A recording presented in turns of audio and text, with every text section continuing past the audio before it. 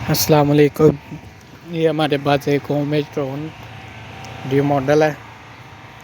तो इसकी जो है आउटपुट काफ़ी ज़्यादा हाई आ रही है। और इसका जो जो चीज़ें मैंने चेंज की है वो आपको मैं दिखा देता हूँ। ये सब डैमेज हुई थी, इसके जो स्पेशली NPN है वो टोटली जो है वो डैमेज हो चुके थे। वो सब कुछ बदलने के बाद IC भी इसका डैमेज था, चार्जिंग मोस्फेट भी डैमेज थी, वो भी सारी मैंने चेंज की हैं। ये IC और इसके नज़दीक जितनी आपको कंपोनेंट नज़र आ रहे हैं रजिस्टर समेत, ये सारा कुछ चेंज किया। लेकिन जो है हमारे हाई वोल्टेज जो थे वो ख़त्म नहीं हुए।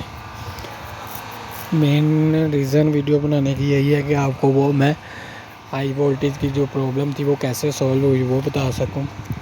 तो हमारे जो है वो हाई वोल्टेज ये सब कुछ चीज़ें चेंज करने के बाद एक NPN भी मैंने चेंज किया है, PNP भी चेंज किया है। इसके अराउंड बाउंड जितने लगे थे।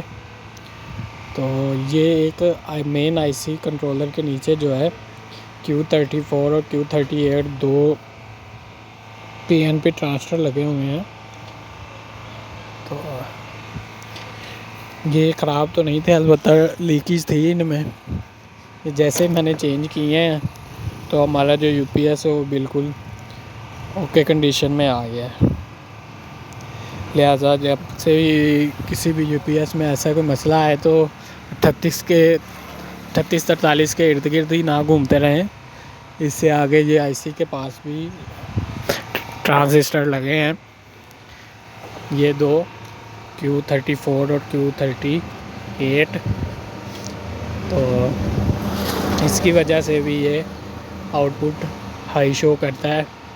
अलबत्ता मैंने ये जैसे ही चेंज किए हैं तो ये हमारा UPS जो है वो बिल्कुल ओके कंडीशन में आ चुका है। चार्जिंग एम्पेयर इसमें एक और फॉल्ट भी क्लियर हुआ है कि स्विच ऑन करने से चार्जिंग छोड़ जाता था, स्विच ऑफ रहता था तो चार्जिंग करता था। साथ इसका ये भी प्रॉब्लम जो है वो सॉल्व हुई है। वीडियो अच्छी लगे लाइक और कमेंट ज़रूर कीजिएगा। अल्लाह हाफिज़।